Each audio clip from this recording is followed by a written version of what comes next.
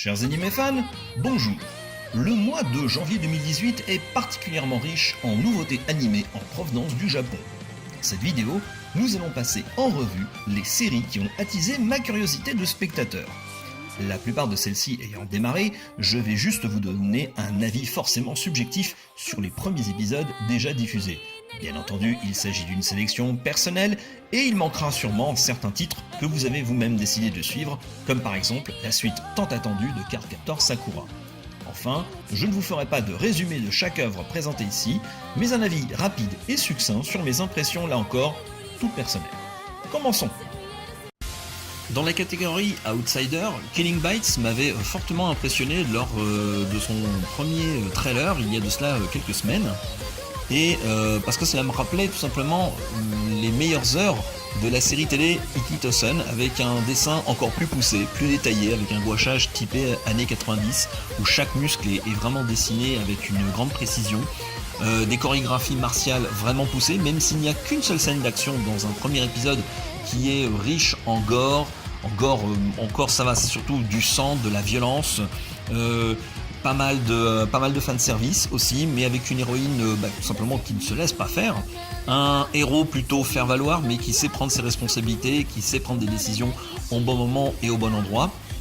L'héroïne sait aussi se faire entre guillemets pas cajoleuse, mais on va dire rose bonbon quand celle-ci est en présence de son créateur, de son géniteur quelque part. Ça contraste un petit peu avec tout le reste, mais dans l'ensemble, on est plutôt vraiment dans la série télé action baston sexy de la saison. C'est agréable vraiment d'un point de vue du graphisme, comme vous pouvez le constater en regardant justement le générique. Et franchement, le générique effectivement envoie du lourd, mais à l'intérieur vraiment du premier épisode, graphiquement c'est exactement la même chose, et surtout on espère que cela restera comme ça pendant tout le reste de la série. Les malades mentaux du studio Trigger sont enfin de retour avec Darling in the Fran XX. Je ne sais pas si je prononce de manière correcte le titre. En tout cas, ces artistes étaient déjà responsables du très sympathique Kill la Kill.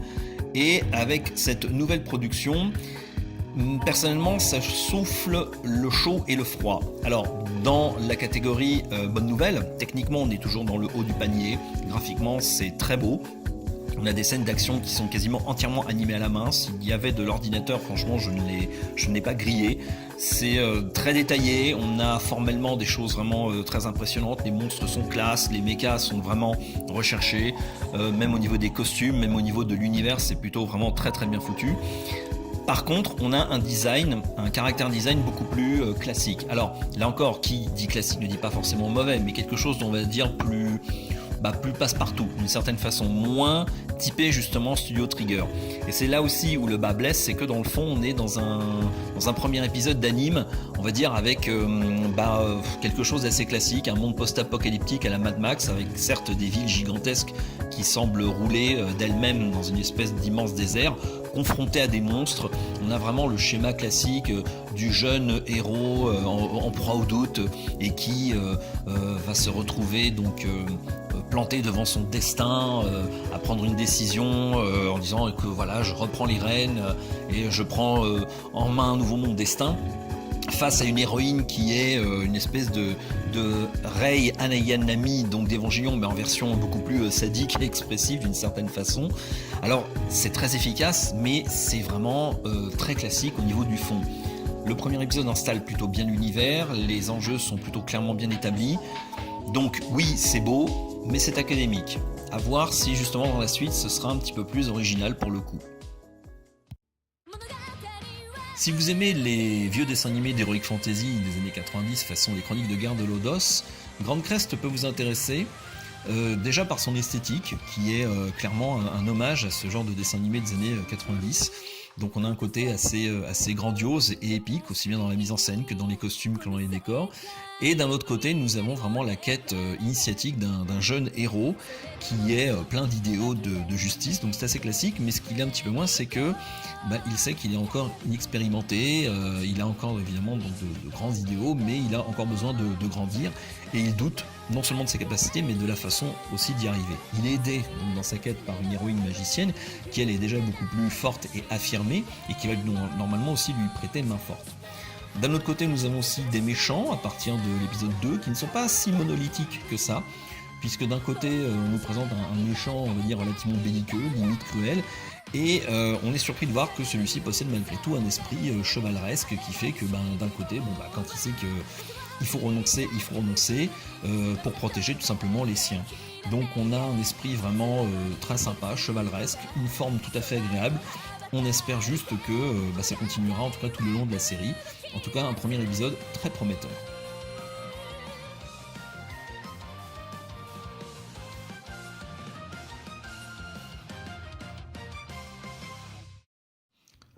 Le slice of life est un genre particulier dans le dessin animé japonais. Ici, pas de méchant, pas de manichéisme, pas de suspense, pas d'enjeu grandiose. On est ici dans des scènes de la vie quotidienne. L'année dernière, par exemple, j'ai eu la chance de voir un dessin animé qui s'appelait Long Riders, donc qui était tout simplement un groupe de copines qui faisait du vélo. C'est un dessin animé extrêmement agréable. Alors là aussi, encore une fois, pas de méchant, pas d'enjeu entre guillemets particulier, juste le simple fait de se dépasser soi-même, de se faire des copains, de se faire des copines, de se fabriquer de chouettes souvenirs. Et c'est fait de telle manière que même si vous n'êtes pas intéressé par le sujet même, à savoir le cyclisme ou toute autre forme de sport, c'est fait de telle manière que c'est accessible et ça en devient quand même relativement intéressant.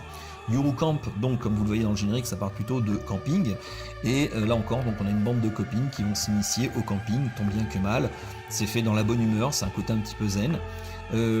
C'est plutôt bien fait, la mise en scène est très très calme, mais surtout il y a ce que j'appelle une production value, c'est-à-dire un côté très classe dans la musique, qui est une espèce de mélange de ballade celtico-irlandaise. Je ne saurais pas trop comment le définir, mais vraiment ça donne un côté vraiment très sympa et à ce dessin animé, qui est avant tout donc vraiment le dessin animé, je dirais, détente, tranquille, de cette saison de janvier 2018. Kyoto Animation, c'est vraiment un studio qui a une excellente réputation à travers le monde des animés fans. Et chacune de ses productions donc s'annonce plus grandiose par rapport à la précédente. Et c'est vrai que le premier trailer de Violet Evergarden, donc diffusé l'année dernière, donc en 2017, en mettait plein la vue, mais apparemment il s'agissait surtout du générique de début, avec des dessins mais ultra détaillés, entièrement faits à la main, des décors en 3D d'une qualité absolument exceptionnelle. D'ailleurs on pensait plus que c'était pour un long métrage d'animation plutôt qu'une série télé, mais non, c'était vraiment pour une série télé. Et à la vue de ce premier épisode, on s'aperçoit qu'en fait le bling bling s'efface derrière une mise en scène beaucoup plus posée.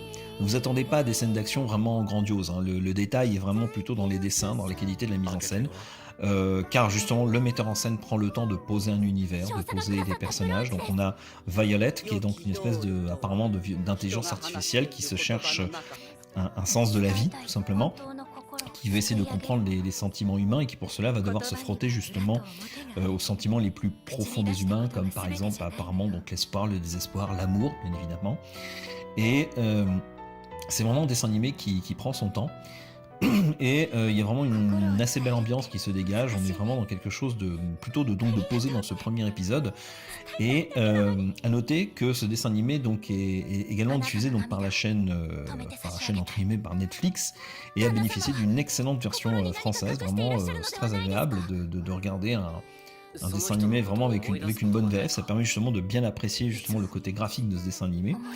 À noter d'ailleurs que si d'un point de vue graphique les dessins sont extrêmement détaillés, certains effets sont peut-être un peu trop poussés. Par exemple il y a des effets de flou en arrière-plan qui sont un peu trop poussés à mon sens, et aussi il y a un espèce de filtre blanc qui a été rajouté qui, d'après ce que j'ai compris, essaie d'imiter les vieux films, et c'est peut-être un peu trop poussé. Il y a des moments où vous allez vous dire mais je comprends pas, ma télé manque de contraste ou quoi, et non, c'est vraiment fait exprès.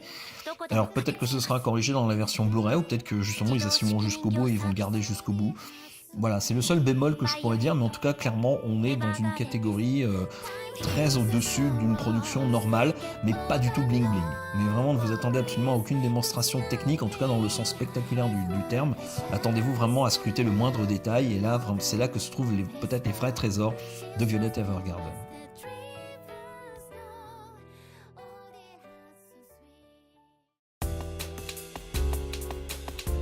Sora Yori mo Toi Basho, A Story That Leads to Antarctica. Alors, voilà une série un petit peu particulière parce qu'elle me fait penser un peu aux vieilles séries télé des années 80 de Nippon Animation façon Tom Sawyer, Pollyanna, on va dire les 4 filles du Dr March, Le Petit Lord, enfin ce genre d'adaptation de grands classiques de la littérature occidentale. Et là, on est vraiment dans une catégorie un peu particulière puisque là, nous allons suivre des lycéennes qui décident d'aller donc en Antarctique. Le sujet en lui-même est assez original en soi. On est un petit peu dans le genre un peu Eurocamp, c'est-à-dire un peu slice of life, mais dans un côté on va dire beaucoup plus grandiose puisque bon, l'Antarctique c'est pas comme justement aller camper au camping du coin justement. Là on est dans une véritable expédition, on peut presque entre guillemets risquer sa vie, bon, même si on n'est pas au 19e siècle, mais clairement les 2 premiers épisodes adoptent un point de vue plutôt réaliste, c'est-à-dire que voilà, bon, elles veulent y aller, mais c'est pas ça va pas couler de source, on va dire. Apparemment, il va falloir faire des examens médicaux, il va falloir convaincre l'équipe scientifique de les embarquer. Au vu des génériques, on se doute bien qu'elles vont normalement y arriver, mais clairement, le chemin sera parsemé d'embûches. Et rien que par l'originalité même du sujet, cette série, je dois dire, m'intrigue plutôt. Dans la catégorie trip d'auteur, je vous propose Kokoku, dont le premier épisode est une espèce de mélange entre un épisode de la 4ème dimension et le film de gangster. En gros, on a une jeune héroïne qui, grâce à son grand-père,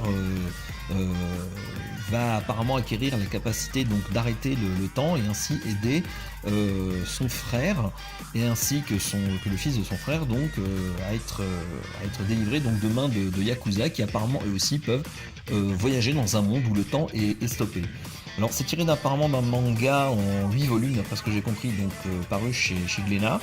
L'ambiance est vraiment assez particulière parce que vraiment déjà ça prend son temps pour vraiment installer son univers. Graphiquement c'est très très différent du manga, hein. Vraiment le manga a un graphisme très particulier qui jetez un œil, franchement, parce que c'est assez difficile à décrire comme ça, ne serait-ce que verbalement. Le dessin animé, lui, a une forme beaucoup plus classique, mais dans sa mise en scène, vraiment, on sent qu'on est dans quelque chose de pas véritablement commun. Et dans le genre curiosité, vraiment, ça se pose là, c'est assez intéressant. L'héroïne sort là aussi des sentiers battus, puisque bon, on a une héroïne qui est plutôt mignonne, mais pas habillée comme une bimbo. Elle fait partie d'une famille de losers, elle-même, bon, elle galère un peu dans la vie. Et à partir de là, on est dans le schéma classique de personnages ordinaires plongés dans un monde extraordinaire. Et là encore, c'est prometteur. Dans cette review, je ne parle pas souvent, voire même pas du tout, de seconde saison d'un quelconque dessin animé. À la rigueur, je vous conseillerais la seconde saison de The Magnus Bride, réalisée par le Studio 8, à qui l'on doit justement donc l'attaque des Titans. Mais pour le coup, là, je vous parle de la suite d'un de mes coups de cœur d'il y a de cela quelques temps, à savoir Overlord, qui lui aussi donc fait partie de la catégorie Isekai, à savoir donc un jeune héros moderne plongé dans un monde d'heroic fantasy, sauf que là, dans le cas d'Overlord, il n'est pas dans la peau d'un jeune héros qui va buter le Seigneur des Ténèbres, en fait c'est lui le Seigneur des Ténèbres, et il va se retrouver plongé dans une espèce de monde qui est lui-même, qui lui est totalement inconnu, et il va devoir donc s'adapter à ce monde et décider, de par ses pouvoirs immenses, s'il va œuvrer pour le mal ou pour le bien. Alors d'un côté il est partagé par sa dualité, on va dire entre le mal, et encore le mal c'est une question de point de vue parce que en fait il est du côté des non-humains, et d'un autre côté il se retrouve dans un monde où il y a justement des humains, donc lui-même étant un humain de base mais dans le corps d'un non-humain, quel camp va-t-il choisir? La première saison était franchement une bonne réussite, avec vraiment des scènes d'action qui étaient bien fichues, avec des personnages vraiment intéressants, entre des psychopathes vraiment bizarres, des personnages auxquels on s'attachait, mais valait mieux pas, parce que là, s'ils disparaissaient au bout d'un certain temps, il y avait vraiment toute une galerie de personnages assez intéressante. Et alors là, le premier épisode de la saison 2 est assez impressionnant, parce qu'il présente une quantité absolument, peut-être pas invraisemblable, mais vraiment une très grande quantité de nouveaux personnages qui, à mon avis, vont tous avoir une importance relativement importante dans la suite des événements. Donc ça promet du très lourd et du très dense, surtout pour cette seconde saison. Mais clairement, voilà, on est dans un développement qui ne va pas stagner. On va vraiment vers une évolution de l'univers qui s'annonce peut-être pas passionnant, mais au moins très intéressant. Lorsque l'on est hétérosexuel, ce n'est pas évident de parler d'un genre aussi particulier que le yuri, qui est tout simplement le récit lesbien dans la pop culture japonaise. Donc je vous demande de prendre vraiment avec des pincettes tout ce qui va suivre, j'espère ne pas dire de bêtises. La culture gay est de mieux en mieux acceptée en Occident, mais paradoxalement j'ai vu pas mal d'œuvres lesbiennes se terminant plutôt mal, voire même très souvent assez mal. L'un des deux personnages mourait ou redevenait hétérosexuel comme par magie. Alors, il faut taper dans certains grands classiques, comme par exemple When Night is Falling, où là pour une fois on a un happy end, mais c'est relativement rare d'après ce que j'ai cru comprendre. Et paradoxalement, la culture lesbienne a vraiment du mal on va dire, à vivre au Japon. Et paradoxalement, justement, on trouve énormément de mangas ou d'œuvres yuri où les happy end, on va dire, sont de rigueur. Donc c'est un paradoxe que j'ai constaté. Et alors je ne sais pas si ça participe ou pas au phénomène comme quoi il n'y a pas beaucoup d'adaptations en dessin animé d'œuvres yuri. Il y a énormément de mangas, il y a énormément de fanzines. Il n'y a pas beaucoup de dessins animés yuri, alors il y en a quand même quelques-uns, comme par exemple Simoon, qui est une œuvre steampunk, fantastico, science-fictionnesque yuri.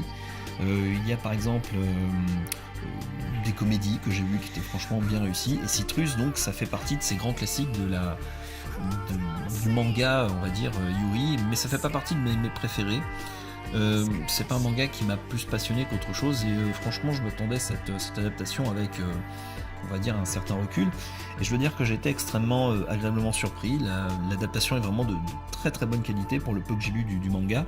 Le dessin lui-même est très coloré, les couleurs sont absolument superbes, le graphisme est très très détaillé, il y a vraiment des plans vraiment magnifiques, une belle ambiance musicale, une mise en scène extrêmement sensible, pas du tout racoleuse. Il y a un côté vraiment émotionnel, un côté très très intense dans le relationnel entre les deux personnages. On sent que ça va vraiment être très très compliqué pour nos deux héroïnes de se trouver, de se chercher, de se comprendre surtout. En tout cas, c'est un dessin animé qui s'annonce extrêmement sensible et surtout, mais qui n'est pas gnangnan. C'est un petit peu le piège que Citrus a réussi à éviter, du moins dans les deux premiers épisodes que j'ai vus. C'est très intense, c'est beau dans tous les sens du terme. Donc si vous n'êtes pas coutumier du genre yuri, je vous conseille quand même de jeter un petit coup d'œil, parce que ça peut être justement une bonne introduction au genre, que vous soyez hétéro, que vous soyez lesbienne, que vous soyez gay ou que vous soyez ce que vous voulez. Ça peut être vraiment une œuvre assez intéressante à découvrir par simple curiosité de spectateur. On termine la sélection de cette vidéo avec l'ovni du jour, Hakata Tonkatsu Ramens, dont le premier épisode est un espèce de melting pot totalement absurde et what the fuck de plusieurs mondes mélangés. Ça se passe dans une espèce de quartier où 3% de la population sont en fait des tueurs à gages. Chacun parle de buter son prochain sur simple coup de fil. La vie n'a strictement aucune importance, on y tue à tour de bras. Des inspecteurs mènent des enquêtes politiques, il y a des tueurs qui font du nettoyage, il y a une belle blonde qui est en fait un travesti, on a un héros à la Spike de Cowboy Bebop, on a un adulte qui se balade avec une petite fille qui est un petit peu le sosie de Sophie dans Inspector Gadget. Je sais pas quoi dire sur ce dessin animé, c'est vraiment très particulier. En tout cas, c'est sûr, ça laisse pas indifférent. En tout cas, dans le fond, parce que dans la forme, c'est assez classique. C'est même plutôt moyen, très très moyen de gamme. La mise en scène est plutôt efficace. Maintenant, graphiquement parlant, ne vous attendez pas à quelque chose de grandiose. Mais si vous cherchez vraiment des univers décalés, encore plus décalés que Kokoku, peut-être que ce dessin animé pourra vous intéresser. Mais attendez-vous vraiment à bien accrocher au concept, parce que c'est très particulier. Mais au moins, clairement, c'est différent. Voilà qui termine ma sélection de cette saison, de ce début d'année 2018. Encore une fois, si certains épisodes semblent promettre des développements très intéressants, il n'est pas impossible, hélas, que la déception soit aussi de la partie au fur et à mesure des épisodes s'enchaînant. N'hésitez donc pas à vous faire votre propre opinion, et bon visionnage!